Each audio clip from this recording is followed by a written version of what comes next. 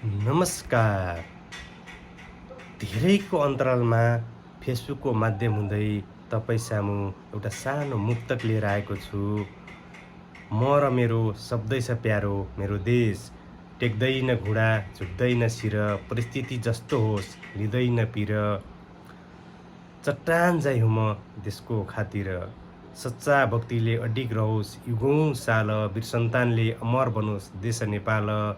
देश शिरमा राखी हातेमालो गर्छन् यी तीन भाइ, नेपाल भन्छ आँखाका नानी हुन् हिमाल पहाड तराई।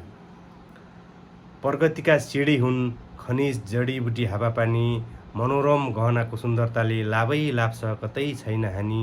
ऋषिमुनिको तपोभूमि कयौँ विभूतिको देश, विश्वमा कतै छैन तुलना यो गतिको रेस। साँचो अर्थमा स्वर्गभन्दा कम छैन मेरो देश। तर विडम्बना सबलाई हुन्छ देशमा बस्ने चाहना, मुहार फेर्ने पौरखी हात, रचनात्मक प्रगतिका दिमाग, निर्माणको ऊर्जावान शक्ति, तब हुन्थ्यो देशभक्ति। छैनन् मान्छे सुनसान छ गाउँ, आपद विपद पर्छ कठै म जन्मेको ठाउँ।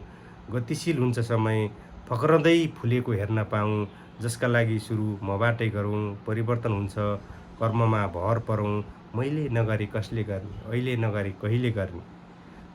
पुरा समयले गर्छ सुरुवात आफैबाट गरौँ, तब इमानदार सरकार हुन्छ जब फराकिलो नीति हुन्छ।